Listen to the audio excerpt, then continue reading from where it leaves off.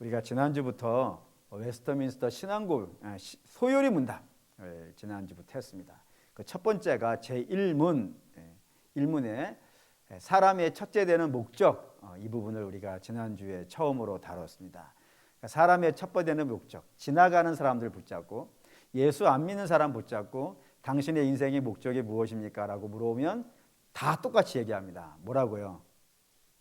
자기 위해서, 자기 잘 되고 자식 잘 되고 건강하고 전부 다 자기를 목적으로 살아가는 것이 이 땅에 있는 사람인 반면에 성도들의 인생의 제일의 목적은요, 자기가 아니라는 겁니다. 뭐였냐면 하나님을 영화롭게 하며 영원히 하나님을 즐거워하는 것. 그러니까 하나님이 목적인 거예요. 하나님이 목적. 그러니까 사람이 비전이 아니고 하나님을 비전으로 갖고 살아가는 사람들. 이게 신앙인의 첫 번째 목적이라 이겁니다. 그런데 이제 여기서 이제 다음 질문이 나오는 거예요. 뭐 하나님을 영화롭게 하는 게 어떻게 하나님을 영화롭게 하는 거냔 말이에요. 어떻게 하나님을 영원히 즐겁게 하느냐라는 겁니다. 그래서 두 번째 질문은 이렇게 되어져 있어요. 뭐라고 되어 있냐면 하나님은 당신을 영화롭게 하고 즐기는 방법을 가르쳐 주시기 위해서 우리에게 뭔가를 주셨다 이겁니다. 우리가 하나님을 어떻게 영화롭게 하는지 또 하나님이 어떻게 즐겁게 살아가는지 그걸 가르쳐 주시기 위해서 우리에게 중요한 규범을 하나 주셨다 이겁니다. 뭘까요 그게? 성경이라 이거예요. 그걸 이렇게 이야기해 봅시다. 이렇게 얘기해 볼게요. 이게 세상의 종교하고 결정적으로 다른 장면이 되어지는 부분인데 세상의 종교는 답을 어떻게 찾아가는 거예요? 예를 들게요. 선생님이 학교에서 시험 문제를 내는 겁니다. 시험 문제를 어렵게 내는 거예요. 아니 세상에서 가장 어려운 문제를 내는 거예요. 그런데 그 어려운 문제를 100점 맞는 학생이 있겠어요? 없겠어요? 있겠죠. 왜요? 왜 100점을 맞는 일이 생기죠? 제일 어려운 문제를 냈는데 뭐 뻔한 건 아니겠어요. 그 문제를 누가 낸 거예요? 사람이 냈다 이거예요. 사람이 냈으니까 내가 노력을 하면 그 답을 찾아갈 수 있겠어요? 없겠어요? 아니 문제를 낸 사람도 사람이란 말이에요. 그분의 머리에서 나왔으니까 그걸 아무리 꼬아놓고 비틀어 놓고 뭐 이렇게 막 납작하게 만들어 놓는다 하더라도 사람이 그 사람도 공부해가지고 거기까지 간 거니까 나도 노력하면 그 선생님의 수준까지 갈 수 있을 것 아니겠어요. 그러니 사람이 답을 찾아갈 수 있어요. 이게 세상 종교도 그렇다 이겁니다. 세상 종교는 누가 만드는 거예요? 사람이 만들었어요. 그게 아무리 똑똑한 종교 천재이든 대단한 사람이든 관계없이 그 종교라는 것 자체도 사람이 만들었단 말입니다. 그러니 내가 수양을 하는 거예요. 그 종교를 만들어내신 그 분과 마찬가지로 내가 수양을 하고 내가 공부를 하고 내가 돌을 닦고 내가 출가를 하고 내가 애쓰면 그가 찾아낸 답이잖아요. 그 사람이 찾아낸 답이니까 나도 찾아낼 수 있겠어요? 없겠어요? 있다 이거예요. 그러니까 세상의 종교는 그래서 내가 답을 찾아가요. 근데 기독교는 이게 안 되는 거예요. 왜 안 될까요? 내가 답을 찾아갈 수가 없어요. 왜 그럴까요? 세상의 종교는 누가 만들었으니까? 사람이 만들었고 우리가 믿는 신앙은요 어떤 똑똑한 바울이 만든 거예요? 베드로가 만든 거예요? 모세가 만든 거고 여호수아가 만들었으며 성경에 나오는 최고의 종교 천재가 이사야인데 이사야가 만든 거예요? 그렇지 않죠? 우리의 신앙은 누가 시작한 거예요? 하나님이라 이거예요. 그러니까 하나님이 답을 가지고 계시는데 하나님은 우리하고 질적으로 다르잖아요. 우리가 어떻게 좀 노력하고 비벼보면 하나님 수준에 갈 수 있겠어요? 혹시 있는 분이 있으시면 저한테 오셔가지고 저는 할 수 있어요 라고 말해주세요. 네? 사람은 아무리 손가락 10손가락에 장을 지지고 하늘에 올라간다 하더라도 하나님 수준에 이르지 못한단 말이에요. 그러니 사람이 자기의 노력으로는 절대로 그 정답을 찾아갈 수 없고 오로지 우리가 정답을 찾아갈 수 있는 유일한 길이 있다면요 하나님이 오셔가지고 가르쳐 주셔야 된단 말이에요. 그래서 기독교를 뭐라고 부르냐면 계시의 종교라고 그래요. 계시의 종교. 하나님이 10개자의 보일시자예요. 하나님께서 열어서 보여주셔야 비로소 우리는 어떻게 한다고요? 안다 이겁니다. 아멘입니까? 예, 그렇다 이겁니다. 그래서 하나님이 이 계시해 주는 방법이 두 가지가 있다는 거예요. 하나는 일반 계시라는 게 있고 또 하나는 특별 계시라는 게 있습니다. 뭐 어려울 건 없어요. 뭐 특별히 있고 일반이 있다가 해가지고 뭐 어렵게 생각하실 거 없고 이런 겁니다. 주 하나님 지으신 모든 세계 내 마음속에 그리워 볼 때 하늘의 별 울려 퍼지는 내성 주님의 음성인가? 주님의 권능. 이거를 뭐를 보고 주님의 권능을 뭐로 보고 아는 거예요? 천지에 창조되어 있는 이 아름다운 것들을 보면서 우와 하나님 어마어마한 분이시구나 이런 걸 뭐라 그런다고요? 일반이란다 이거예요. 참 아름다워라 주님의 세계는 이거 보면서 이 들판에 있는 꽃과 이런 것들을 보면서 와 하나님 어마어마한 분이시네 이걸 알아가는 걸 뭐라 그런다고요? 일반이라 한다 이거예요. 저 같은 경우는 이런 것도 들어가요. 예? 이거는 보통 수준은 아니야. 제가 볼 때는 거의 경지에 올라야 알 수 있는 수준이 있어요. 뭐냐면 드라마를 보고도 하나님을 아는 거예요. 우와 이건 아무나 못해. 여러분은 절대 흉내 내려 하지 마세요. 이건 거의 뭐 경지에 올라야 돼. 예? 성경을 한 100번 정도는 양심에 찔려서 그거밖에 못했네. 성경도 많이 읽고 묵상도 많이 하고 고민도 많이 하고 그래가지고 거의 하나님 쪽에 많이 가 있을 때 할 수 있는 거예요. 드라마를 보고도 하나님을 느낄 수 있어요. 영화를 보고도 마찬가지고 심지어는요 아이들하고 이야기하는 중에서도 하나님을 느낄 수 있어요. 부부간의 대화를 통해서도 자녀들과의 삶을 통해서도 하나님을 느낄 수 있어요. 목사님 그거는 세상 종교도 마찬가지지 않겠습니까? 라고 물어보실 수 있어요. 근데 세상 종교하고는 달라요. 왜냐? 이 천지를 보고 하나님을 연결시키는 것은요 조물주까지는 사람들이 말을 해요. 불신자들도 와, 이 조물주 대단하네 라고 하지만 그 조물주를 하나님과 연결시키는 사람은요 없어요. 부모와 자식 간의 그 관계를 보면서 야 부모와 자식 간 이렇게는 생각하는 사람이 있겠지만 그거를 하나님과 연결시키는 것은요 불가능해요. 이건 다 오로지 뭐 안에서만 가능한 거예요? 은혜 아래서만 가능해요. 이 천지의 모든 것을 보고 일반적으로 하는 학문이든 과학이든 종교든 뭐든 관계없어요.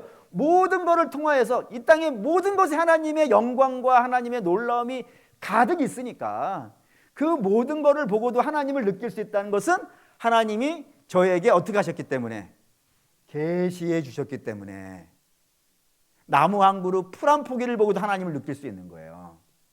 그런데 이건 좀 위험할 수 있어요. 왜냐하면 사기꾼들이 이런 걸 주로 써. 그렇다고 제가 쓴다고 해서 제가 사기꾼은 아니에요. 간혹 뭐 악한 자들이 내가 하나님께 집통 계시를 받았다. 그러니 뭐 내 말을 들어야 된다. 이런 식으로 끌고 오는 분들이 간혹 있기 때문에 이거는 여러분 뭐라고 해야 되나 규범으로 삼으시면 안 돼요. 이거 그냥 참고 뭐 그럴 수도 있고 아닐 수도 있고. 꿈은 뭘까요? 꿈에서 하나님 보신 분도 있잖아요. 꿈 어떤 계실까요? 일반 계시예요. 그러니 꿈에서 뭐 하나님을 봤다 해가지고 이건 하나님이 내게 100% 주신 거야. 물론 그렇게 하시는 경우가 있긴 있더라고요. 언제 그러냐면 욕이 없을 때. 욕이 없을 때는 하나님께서 때로 꿈으로 강력하게 역사하시고 하시는 경우들이 있어요. 그런데 요것보다는 뭐가 더 중요하다고요? 특별, 이름부터가 스페셜하잖아요. 특별 계시가 더 중요해요. 이 특별 계시는 하나님께서 당신의 뜻을 알려주기 위해서 그거 목적을 하나 주신 것이 하나가 있다 이겁니다. 하나님 당신의 뜻을 알려주시기 위해서 요것만을 위해서 주신 특별한 계시가 있다 이겁니다. 그게 뭐라고요? 성경이라 이거예요. 이게. 그러니까 성경은 이게 특별 계시예요. 그러니 성경을 보고 우리는 하나님의 뜻을 아는 겁니다. 물론 성경을 가지고도 나쁜 짓을 하는 사람들이 있는 건 사실이에요. 하지만 그럼에도 불구하고 우리는 성경에서 뭐를 찾는다고요? 하나님을 어떻게 하면 영화롭게 하는지, 어떻게 하면 하나님을 즐겁게 여기고 살아갈 수 있는지, 그 유일한 답을 우리는 성경에서 찾는다 이겁니다. 근데 그렇게 하나님의 말씀을 뜻을 성경에서 찾는데 여기 조심하셔야 되는 게 있습니다. 조심하셔야 되는 건 뭐냐면 성경을 읽어서 구원을 받는 걸까요? 신천지는 그렇게 하더라고. 그래서 성경을 읽고 그 성경에 대한 시험을 봐가지고 합격이 된 자가 구원받은 자예요. 근데 우리도 그럴까요? 진짜로 그럴까요? 그건 아니라는 걸 우리는 뭘로 알 수 있을까요? 성경은 누구에게 준 책이죠? 여러분 이걸 정확히 답을 내리실 수 있어야 돼요.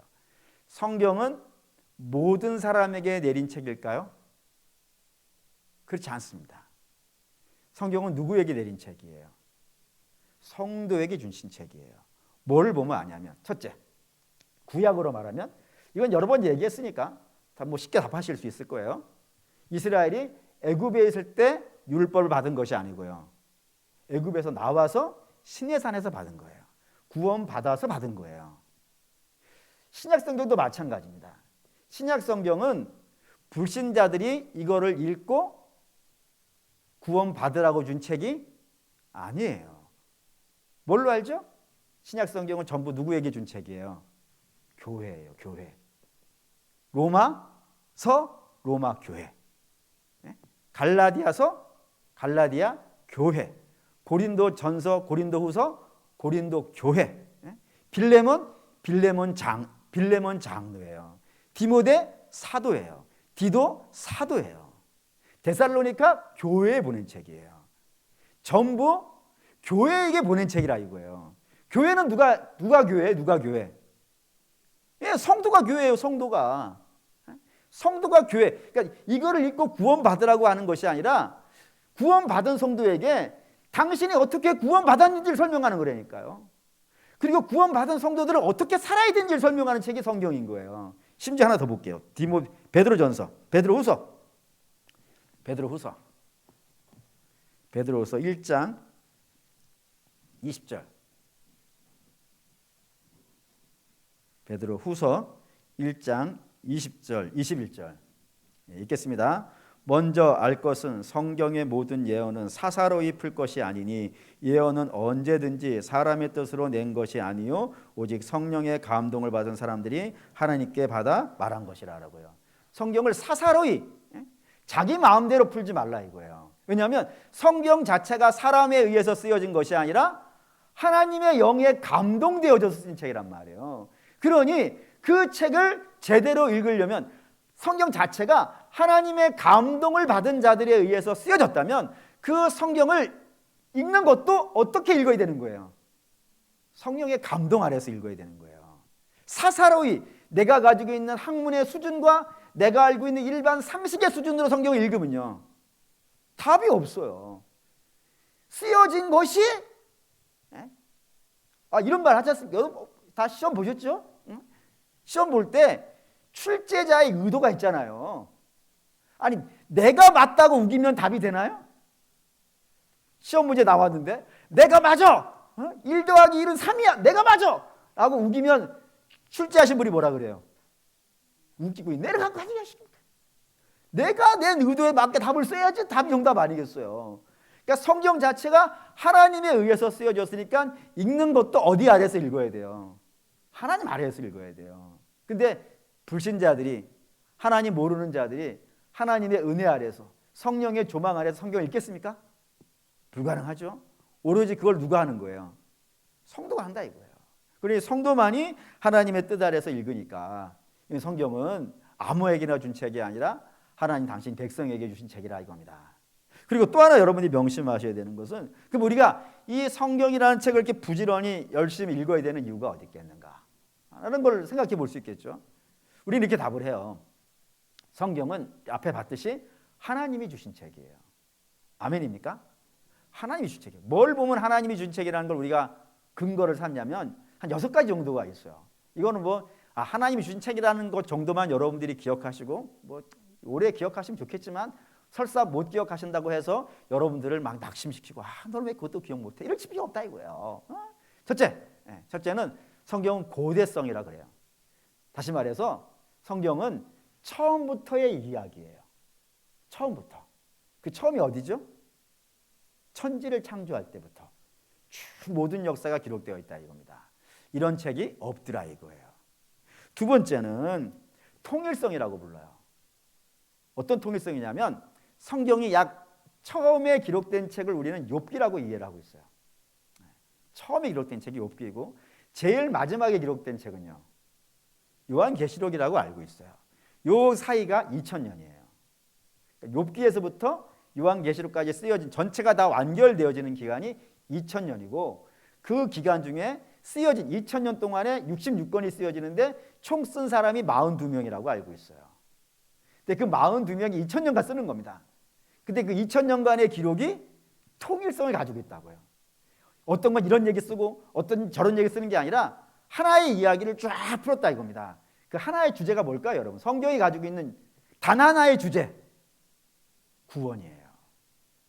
하나님 우리가 어떻게 구원하시는가? 그 구원의 이야기를 통일성 있게 2000년간 조금도 주제에 흐트러지지 아니하고 수많은 사람이 썼음에도 불구하고 조금도 흐트러짐 없이 통일성 있게 진행되어지는 책이 없더라 이겁니다. 성경 외에는. 세 번째는 성경은 예언과 성취의 반복이에요. 예를 들어서 구약에 예언되어져 있는 내용은 어디에 이루어져요? 구약에도 이루어져요. 구약에 예언하시고 구약에 이루신다 이거예요. 또한 구약에 예언하시고 신약에 이루신다 이겁니다. 그리고 신약에 예언하시고 신약에 이루시기도 하시고 신약에 예언을 하시고 종말에 이루기도 하세요. 근데 그것이 안 이루어지는 게 없더라 이겁니다. 성경의 모든 예언은 그 예언과 동일한 모습으로 반드시 응답되어지는 역사를 가지고 있다 이거예요. 이런 거를 사람이 쓸 수 있겠냐 이겁니다. 하나님이 주신 책이라는 것이고. 네 번째는 사람이 만든 책이라면, 사람이 기록한 책이라면 사람을 어떻게 하겠어요? 여러분 위인전 보셨죠? 사람이 쓴 책이에요. 사람이 책을 쓸 때, 어떤 사람에 대해서 쓸 때 그 사람을 어떻게 만들든가요? 영웅으로 만들어요. 위대한 사람이면 영웅으로 반드시 만들어 놔요. 그래서 너희도 이 사람을 닮아라 이렇게 돼 있다고요. 근데 성경은 어떻게 돼 있어요? 영웅을 안 만드는 거예요. 사람의 약점을 그대로 적나라하게. 가장 대표적인 사람이 네 사람 이야기하면 나머지는 뭐 답 나온 거예요. 그 네 사람 중에 첫 번째 사람이 아브라함이에요. 물론 아브라함이 훌륭한 장면도 써놨어요. 그런데 아브라함의 결정적인 약점을 써놨다 이거예요. 그 약점이 뭐죠? 제가 생각할 때 약점인데 여러분이 생각할 때 약점이 아닐 수도 있어. 근데 제가 생각할 때 약점이 이거예요. 부인을 2번 팔아먹었어. 약점이 돼요? 안 돼요? 심각한 거예요. 부인 2명 팔아먹은 사람, 성경에 한 4,000명 나온다는데 부인 2명 팔아먹은 사람 중에 또 다른 사람이 혹시 있나요? 아브라함 외에 부인 2명 팔아먹은 사람 없죠? 아브라함 제일 나쁜 사람이에요. 그리고 두 번째 모세 분명히 인류 역사의 가장 위대한 영웅이에요. 근데 그 모세는 살인자예요. 살인자예요. 그걸 그대로 써요. 세 번째 다윗. 얼마나 위대한 왕이에요. 근데 그는 남의 부인을 빼앗은 사람이에요. 그것도 부족해가지고 그 부인의 남편을 죽인 사람이에요. 그 더 심각한 건요. 그렇게 해놓고도 자기가 뭔 죄를 졌는지도 몰라요. 그런 사람이 다윗이야라고 써놓는 거예요. 그냥 사람의 모습을 그대로 써놔요. 바울도 그렇죠. 뭐 신약에 보면 바울이 제일 대단한 사람이에요. 아마 제가 볼 때는 성경에 나온 사람 통틀어 가지고 가장 믿음 좋은 사람 1번 하면은 제가 2번이고 바울이 1번이지 않겠는가? 제 마음대로 생각해요. 근데 바울이 제일이에요. 근데 그 바울도 그 약점을 그대로 썼어요. 살인자였다는 건 뭐 말할 것도 없고 자기를 유일하게 인정해줬던 바나바하고 치고받고 싸워가지고 그 둘이 연합이 안 되는 거예요. 그 좋은 바나바. 어느 교회든지 새가족 섬김이들을 바나바로 부른단 말이에요. 얼마나 사람이 훌륭하면 바나바겠어요. 새가족이 아시다시피 뭐 좀 이렇게 참 어렵지 않습니까? 우리가 섬기기가. 새가족이 더 어려울까? 기존 신자가 더 어려울까? 모르겠네. 갑자기. 새가족이 제일 어렵다고 칩시다. 제일 어려운 사람을 섬기는 게 바나바예요. 그걸 다 수중을 받아주는 사람이니까. 그러니까 바나바가 그런 사람이에요. 바울의 그 앙탈을 다 받아준 사람이라고요. 근데 그런 사람하고 싸워가지고 헤어질 정도의 사람이라면 바울은 말해 뭐 하겠어요. 말해 뭐 하겠어요. 그런 사람들의 약점을 다, 그러니까 이 정도의 사람도 다 약점을 기록해 놨다면 나머지 사람들은 말해 뭐 하겠냐 이거예요. 근데 사람을 다 죄인으로 만들어 놓는단 말입니다. 영웅으로 만들어 놓는 자 없이. 왜요? 저들은 다 구원받아야 되는 사람이니까. 오직 하나님만이 성경의 주인공이니까. 이렇게 쓰는 거를 다른 책에 쓰느냐 이건 말입니다. 쓰지 않는다 이거예요. 그 다음에 이 책을 읽는 자마다 변화가 일어나는 거예요. 성경을 읽는 자마다 은혜를 입고 회개하게 되어지고 변화되는 역사가 성경에 나타날 뿐만 아니고, 또한 사람을 구원하시는데 사람이 상상할 수 없는 방법으로 구원을 하시는 거예요. 그 방법이 뭐죠? 십자가하고 부활이에요. 죽어서 구원하는 거 들어본 적이 없는 이야기예요.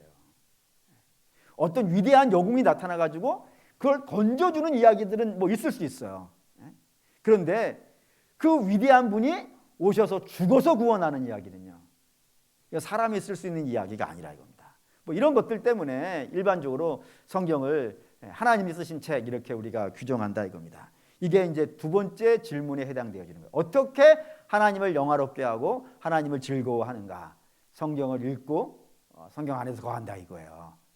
두 번째 질문이고, 세 번째 질문은 이렇게 되어 있어요.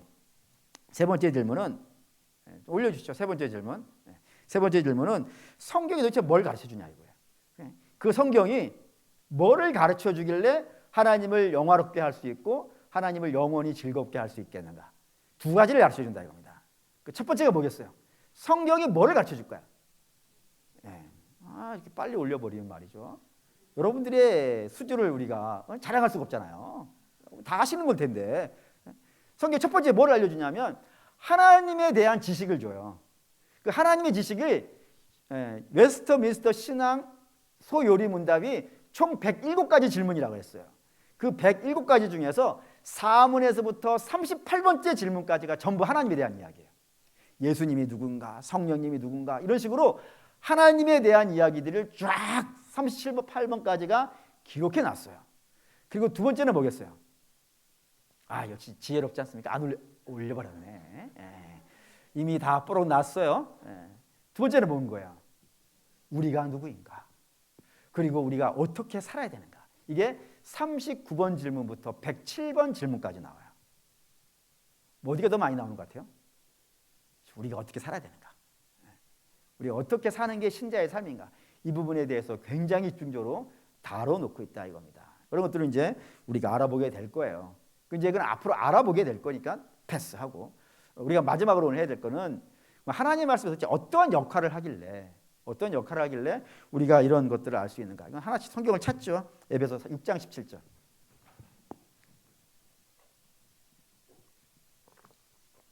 6장 17절. 성경을 부지런히 읽어야 되는데 성경에 뭐가 있길래, 어떤 역할을 하길래 우리가 부지런히 읽어야 되는가? 에베소서 6장 17절 읽겠습니다.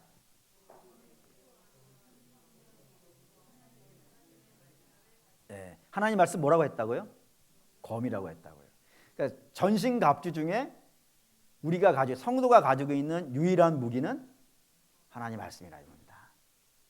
우리가 이거를, 그러니까 나머지 무기는 다 수비용이에요. 수비용은 지지 않는 용도예요. 그렇지 않습니까? 지지 않는 용도가 수비용이에요. 그런데 이기는 건요, 하나님 말씀으로 이긴다 이겁니다. 예를 들어 볼게요. 예수님이 사단에게 시험을 받습니다. 시험을 받을 때 그 예수님이 쓰신 무기가 뭐죠? 하나님 말씀이에요. 그 말씀으로 사단을 물리쳐요. 몇 번 말씀드렸어요. 예수님은 그걸 안 하셔도 돼요. 그냥 썩 물러가거라. 내지는 눈만 한번 켜도 사단은 물러가게 돼 있어요. 그런데 굳이 성경을 끄집어내가지고 사단을 물리치시는 이유는 예수님이 우리에게 본이 되시려고. 우리도 어떻게 사단을 이기는지. 왜냐하면 아담은 사단의 유혹에 넘어간단 말이에요. 그때 그는 왜 넘어가는 거예요? 왜 넘어가냐면 하나님의 말씀을 무기로 못 쓰기 때문이에요. 그래서 사단이 와서 정령 먹으면 죽느냐 뭐 이런 얘기 하잖아요. 그때 하와가 뭐라 그래요? 먹지도 말고 만지지도 말고 혹시 죽을까 하더라. 하나님 말씀을 제대로 못 쓰고 있단 말이에요. 그러니 옳거니 얘 잘 모르네? 얘 하나님 말씀 잘 모르네? 냅다 와가지고 걸러 넘어뜨려가지고 섰사람들이 무너져 버리더라 이겁니다. 성경은 이걸 그대로 쓰고 있는 거예요. 뭐에 의해서 성도가 사단을 이기고 뭐에 의해서 성도가 사단에게 지더라? 하나님 말씀 가지고 이기고 지더라 이거예요. 그래 우리가 열심히 읽어서 알아야겠죠. 성도니까. 두 번째 볼게요. 시편 119편 9절. 시편 119편 9절.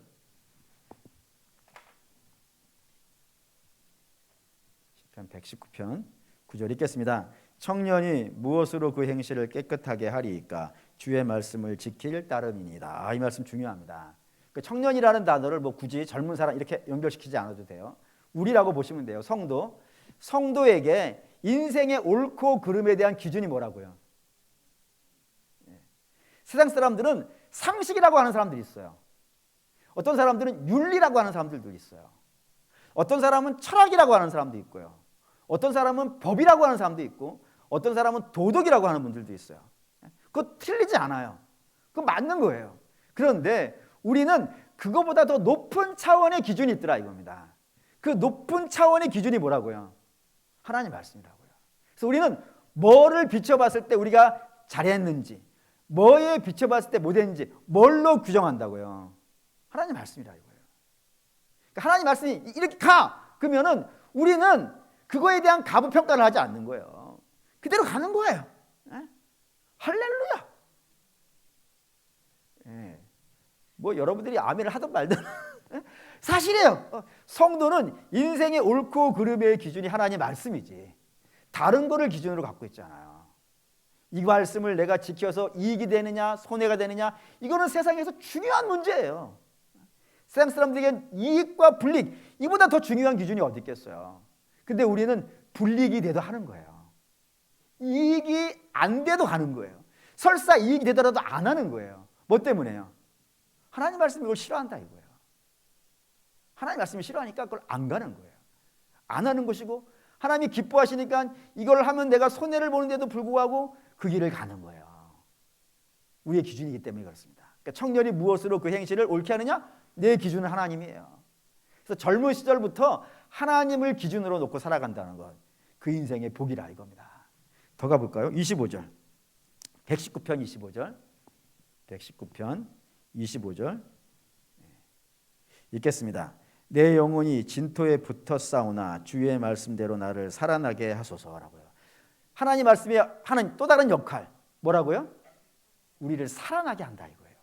가장 대표적인 예가 에스겔에 등장하죠. 에스겔에 마른 뼈들 나와요. 마른 뼈들은 이미 죽어서 오래되어져 가지고 인생의 기운이라는 건 조금도 찾아볼 수 없을 만큼 사람이 죽어서 3일만 지나도 왜 전 세계가 다 3일장 하는 모양이에요. 이스라엘도 3일장 하고 우리도 3일장 하고 그러는데 그래서 제가 알아봤어요. 예전에 왜 3일장을 하는가 했더니 사람이 죽었다가 영원히 돌아올 수 있는 기간이 3일이네. 믿든지 말든지 뭐 그렇다고요. 그래도 3일은 버텨본다라는 것 같아요. 3일 뒤에 혹시 올 수도 있으니까. 그런데 지금 에스겔 골짜기에 있는 것들은요 3일이 아니라 이거예요. 이미 죽어서 다 유탈이 되어버린 상태예요. 생명의 기운이라고는 조금도 찾아볼 수 없는 그 모습이 이스라엘이라 이겁니다. 근데 그 이스라엘에게 하나님의 말씀이 선포되어지는 거예요. 그랬더니 어떻게 되더라고요? 그 뼈가 붙더라 이겁니다. 그 위에 살이 생기고 심줄이 연결되고 거죽이 덮여가지고 겨우 기어다니는 수준의 존재가 아니라 어떤 존재가 되더라고요? 군대가 되더라 이겁니다. 하나님의 말씀은 살아날 뿐만 아니라 성도들을 하여금 매우 강력한 힘을 나타나게 해요. 그러니 성도가 무엇으로 힘을 얻냔 말입니다.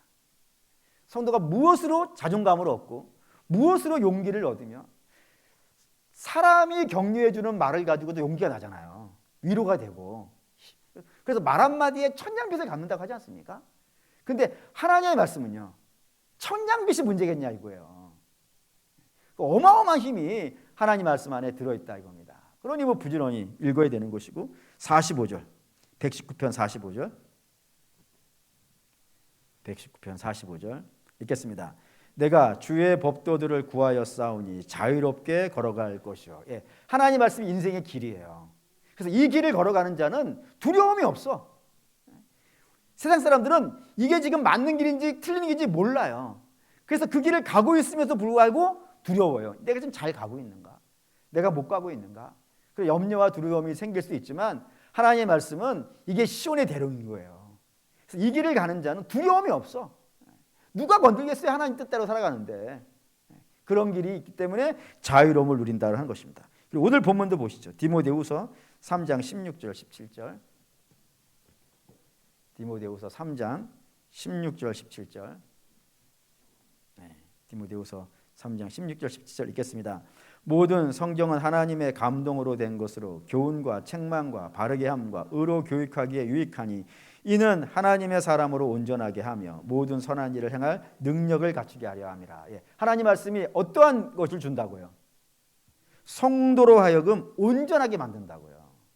그리고 또한 하나님께서 우리에게 명하신 일이 선한 일 아니겠어요? 착한 일이 선한 일이 아니라 하나님이 명하신 일이 선한 일이에요. 그 선한 일을 할 수 있는 능력을 갖추게 해준다고요. 하나님 말씀을 우리가 그런 역할이 있어요. 그런 것들 위해서 교훈과 책망과 바르게 함과 의로 교육하기에 유익하게 만들어서 성도들로 하여금 성도답게 만들어내는 힘이 성경에 있다라고 되어져 있고, 출애굽기 17장 볼게요. 출애굽기 17장 하나님 말씀의 역할이에요. 좀 이렇게 이보다도 굉장히 많이 있는데 중요한 거 몇 가지만 좀 찾아서 보면서 가볍게 대하면 안 되겠다는 마음을 갖게 하려고 지금 찾아보고 있습니다. 출애굽기 17장 14절에서 16절 읽을게요. 여호와께서 모세에게 이르시되 이것을 책에 기록하여 기념하게 하고 여호수아의 귀에 외워 들리라. 내가 이 아말렉을 없이하여 천하에서 기억도 못하게 하리라. 모세가 제단을 쌓고 그 이름을 여호와 니시라 하고 이르되 여호와께서 맹세하시길 여호수아가 아말렉과 더불어 대대로 싸우리라 하셨다 하였더라. 여기 이제 모세는 기성세대이고 여호수아는 새 세대, 다음 세대예요. 하나님께서 기존 세대에게, 기성세대에게 명하시는 겁니다. 너는 다음 세대에 되는 여호수아에게 부지런히 알려주라고요. 뭘요? 예, 이것을 책에 기록하라고 했으니까 그게 뭐겠어요? 성경이죠, 성경. 성경을 부지런히 다음 세대에게 알려주라고요. 왜요? 하나님이 뭐를 싫어하는지가 돼 있다 이거예요. 그게 아말렉이에요. 하나님이 아말렉과 얼마나 싸우려고 하시는지 그거를 여호수아에게 알려주라고. 그래서 여호수아로 하여금 뭐하게 하라고요? 너도 싸우라고. 너도 하나님이 뭐를 싫어하는지, 하나님이 무엇을 싫어하는지를 다음 세대에 알려줘서 너도 하나님이 뭐를 싫어하는지 알아가지고 너도 그걸 가지고 대대로 싸워야 돼. 여러분 이게 쉬운 게 아니에요. 하나님 도대체 뭐를 싫어하는지가 성경에 있단 말입니다. 그러니 그거를 부지런히 배워서 우리도 그거를 싸워야 되고요.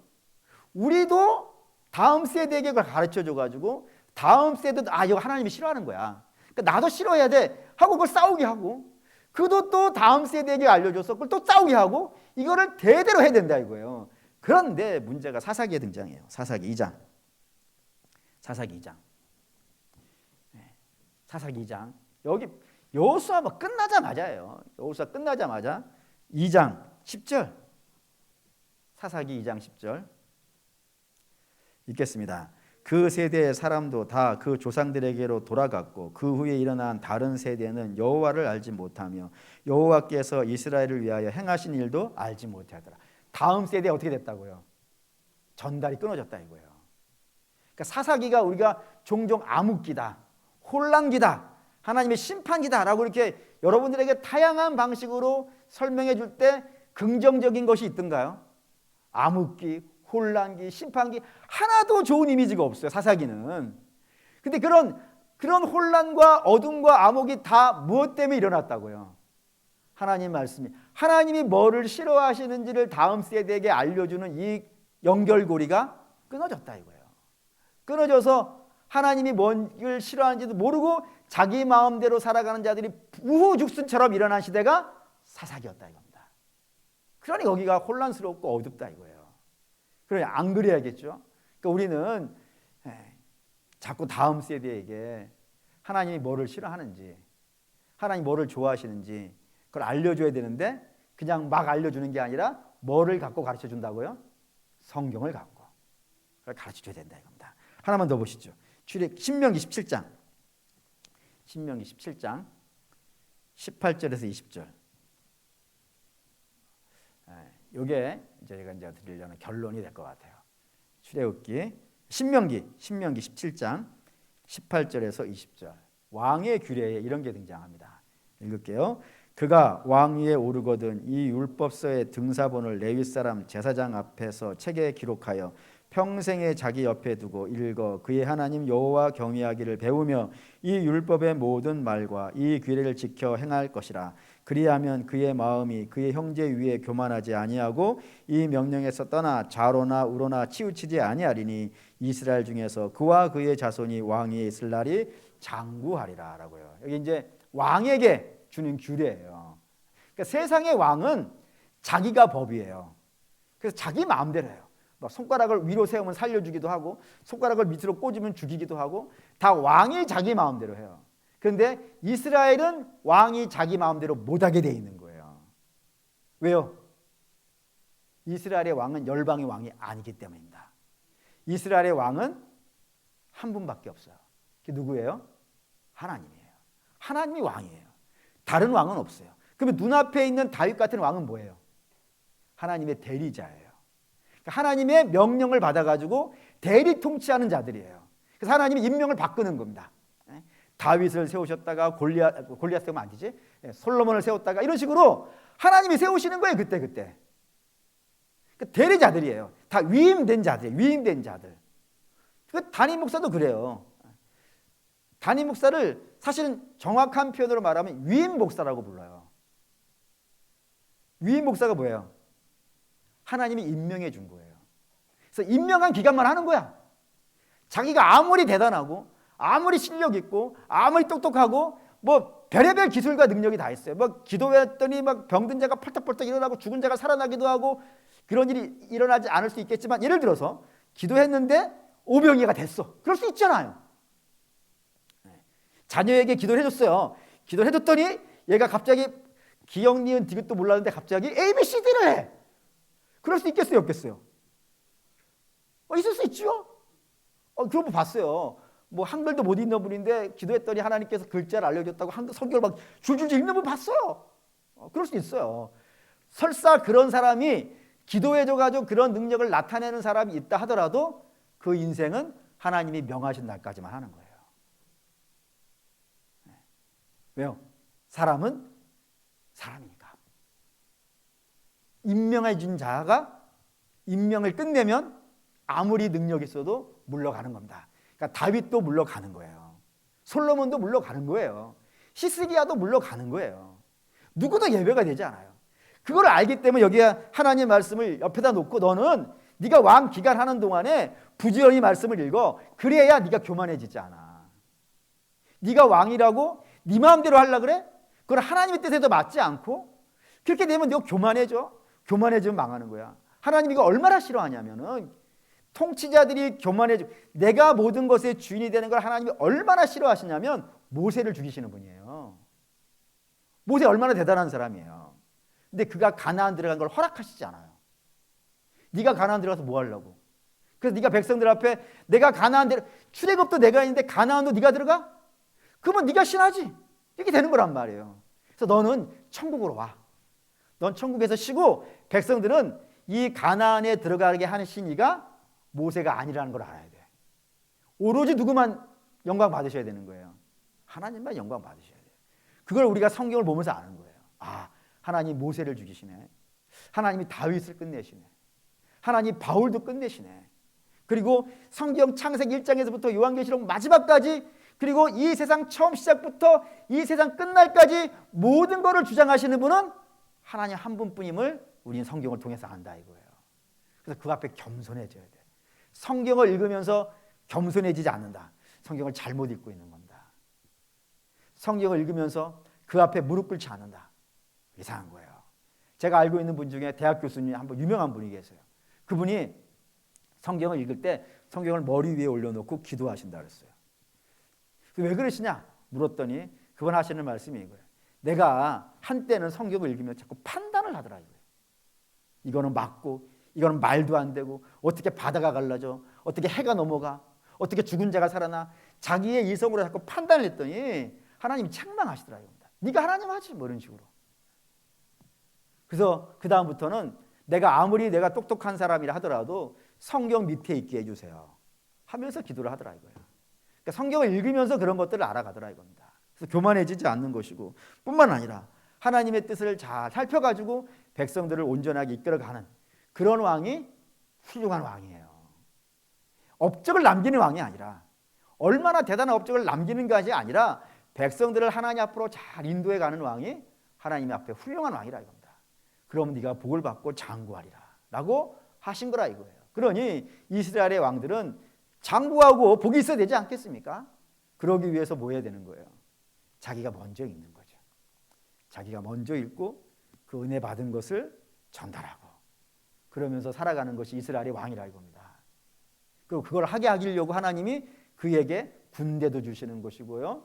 그에게 사람도 주시는 것이고 우리가 흔히 인권, 물권, 영권 그러잖아요. 그런 것들을 왜 주시는 거예요? 리더들에게. 그걸 갖고 네가 얼마나 훌륭한지 네 뜻을 펼치라고 주시는 것이 아니고 하나님의 뜻을 잘 펼쳐가는 사람이 되라고 하면서 그런 거 주시는 것 아니겠어요? 그게 왕이라 이겁니다. 그리고 사랑하는 우리 믿음의 성도들, 우리도 마찬가지겠죠.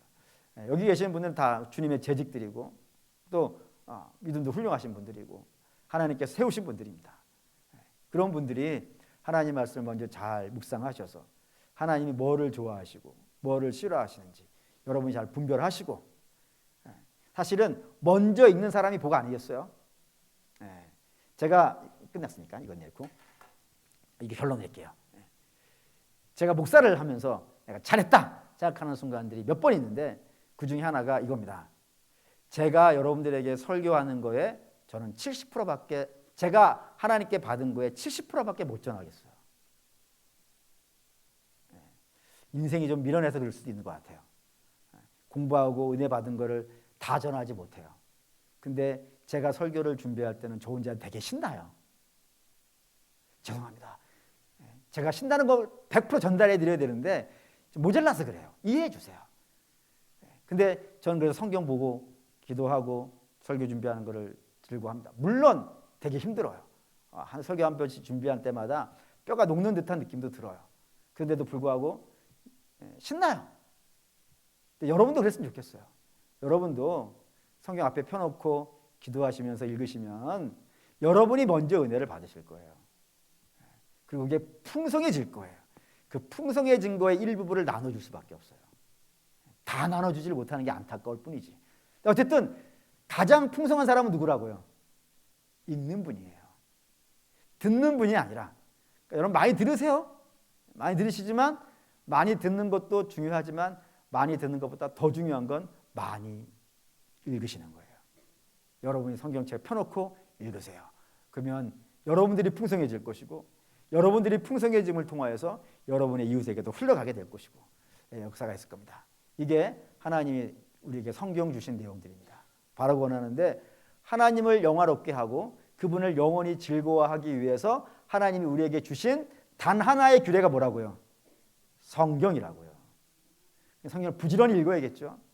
부지런히 읽어서 그 안에 있는 하나님이 누구신지 그리고 우리가 누구이며 우리가 어떻게 살아야 되는지를 낱낱이 알으셔가지고 여러분이 주 앞에서 복 있게 살아가시기를 주의 이름으로 축원합니다. 아멘. 결단하겠습니다.